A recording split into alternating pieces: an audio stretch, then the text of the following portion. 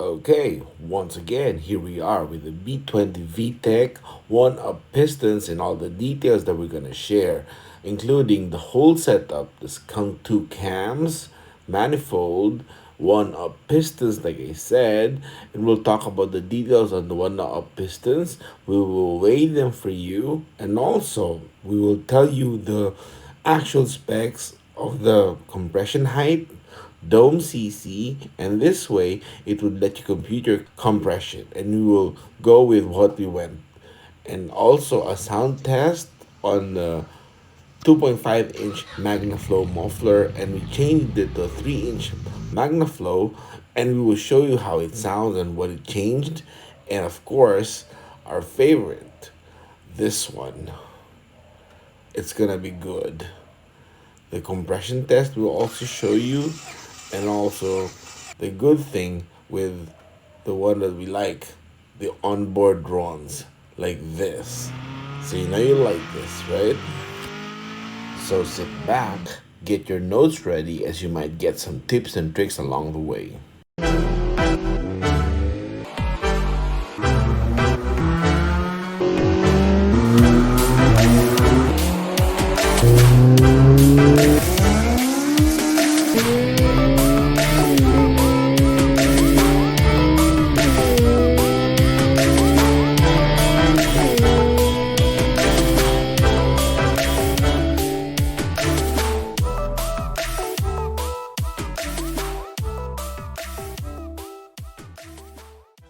Alright, first things first, the one-up pistons and the originators, Frank's Motorsports. But we'll get to that later.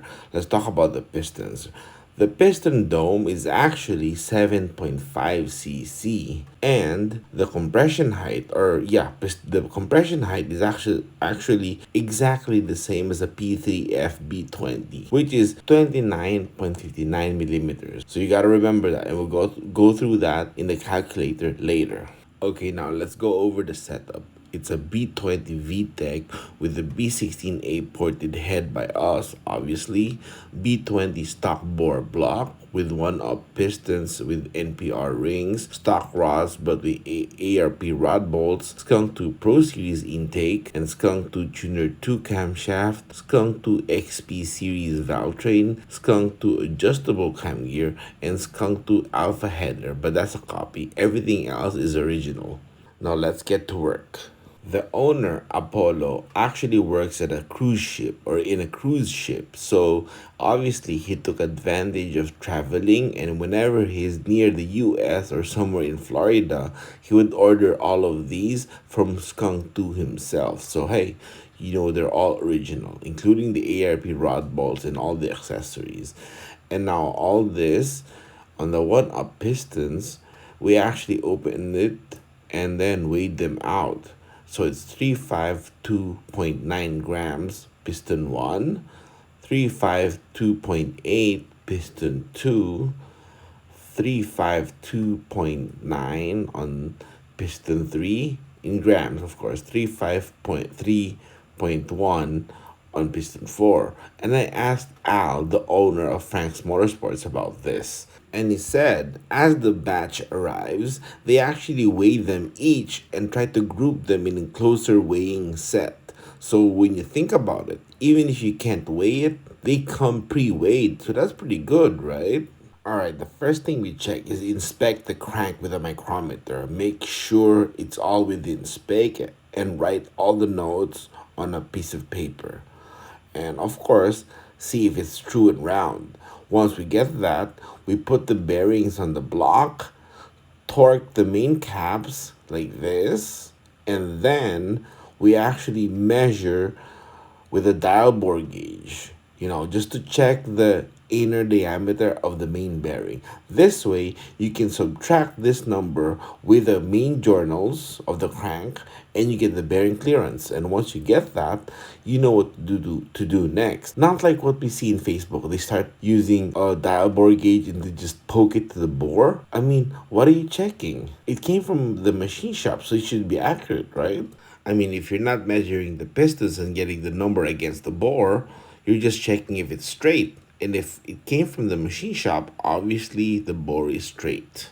Next, we got the block honed so that the surface finish is good. And of course, we gotta clean it really well. You see how dirty it is, right? And then we go and check the ring gap. And actually, what we got here is 0.0018 of the ring gap. And that's kind of loose, from the factory because the factory is 0.007 to 0.014. So, will this have low compression or will it run weak? Because we know the board is perfectly straight. So, we did the compression test later, so you'll see. Okay, now here's the crank after micro polishing is ready. And of course, the main bearings are also prepped and ready to go.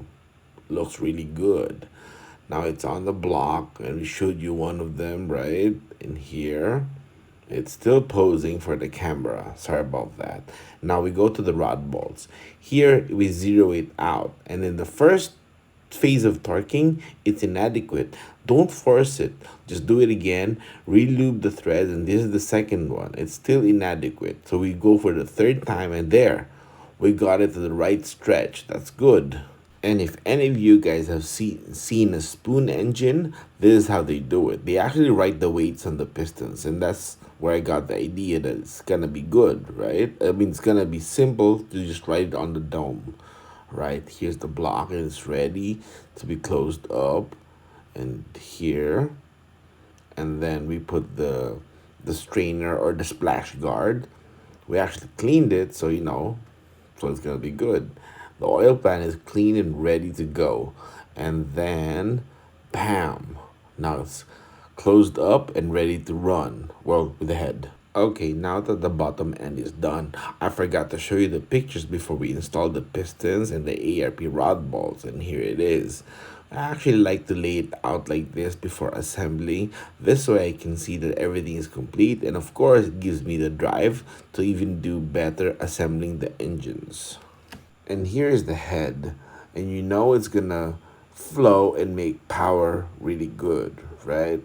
Because after all, this is a street car and it's gonna be really torquey and just burn up the tires. And just in case you want to see this is the hobby room. And I've been flying RC planes since I was a kid, so airflow and aerodynamics is close to my heart. Not saying I'm good, I'm just saying that ever since as a kid, I've been dealing with all those stuff, including that RC10 electric on-road car. This is fun. And now it's done and installed on the hatchback. And because of we're done with this, let's calculate the compression, and I want to show you the details. And all right, let's go to Zeal AutoWorks. All right, and we go to the B series. We click it. Where is it? Oh, there. Okay. And then now we go and select the right specs. Okay, with B20 block. And obviously B20 crank. And then, yep, the B16 head is already there.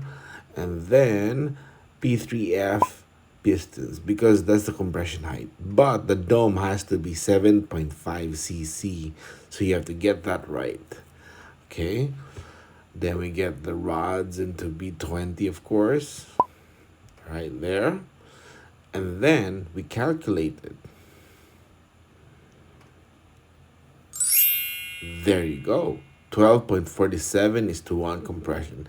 That's pretty good, actually, But hey, you know what we did? We actually milled the block half or 1/4 mm or 0.25 millimeter. So that's 211.59 millimeter. All right. And then we milled the head 0.020 or half a millimeter. So we put 0.020 here. All right. And then, okay, are you ready? Look at this. 13.71 is to 1 compression. So 13.7 is to 1 streetcar, pump gas. Are you surprised? We built this in 2019, But before the pandemic hit, Apollo had to sell this due to real estate issues, and the new owner is actually responsible for changing the setup from old DSM injector to the newer RDX injectors, which is really good. And then he opted to go with the Magnaflow 2.5, and then eventually wanted a little bit more throatier sound, so he went for the 3-inch Magnaflow. So when you think about it, it actually ended up being stronger now than before, right? And the new owner meticulously maintains this hatchback, so it's really good. So when you think about it, one-up pistons are tough as nails. They're really good. And if something happens or something goes wrong with the engine, click here on this video because we talked about bearing issues. Like running the wrong bearings for your B20 and then the pistons suffer in brakes and the pistons get the blame when it's not always the case. So hey, you don't have to admit it, just study it hard. One-Up Pistons is originated by Al Franklin, my good friend, who runs Frank's Motorsports, and that's their Instagram, so you can check them out. They carry different parts and all the goods that you can check, and of course, they ship worldwide, so hit them up for this. Now this hatchback runs a 2.5-inch Magnaflow muffler. It's full exhaust. You can check the sound now. Yeah, because it's gonna change to a 3-inch Magnaflow muffler, the same model, and we're gonna compare it. Look at this. Let's see the difference. Oh, it looks the same, just bigger. Let's see. Oh yeah. All right. Now we head off to the muffler shop nearby to have it installed. We just have it quickly installed. This way the customer saves a little bit of money instead of just having it done in an expensive way when we know it's gonna be fine like this. Now here it is. Oh, I like this one now. It sounds like it has more muscles. Tougher actually, right?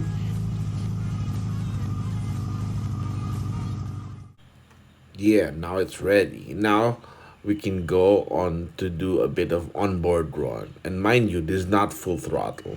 This is just like 50 to 60% throttle.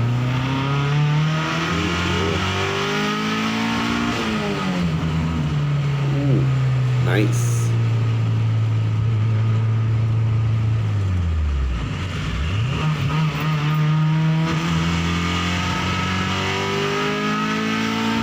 Oh yeah. That's so good. Alright, and now it's time for some compression test because we've checked the sound and the muffler and it's really good. So here we go. Start with cylinder number 1. Alright. Remember the top ring or the piston rings were kind of loose on the gap rings, right? When we're checking the gap. So let's see now. Oh, Alright. sige. Let's see.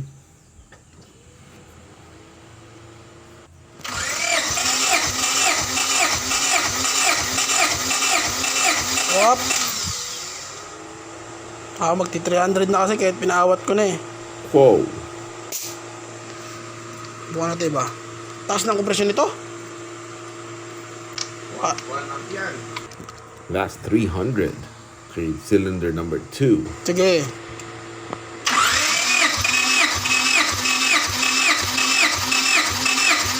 Up. Ganun din. Wow. Kaya pala ganito to umandar. So still the same. Now number 3. Sige.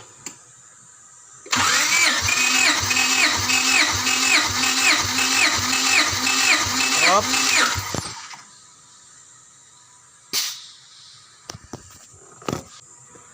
Sige.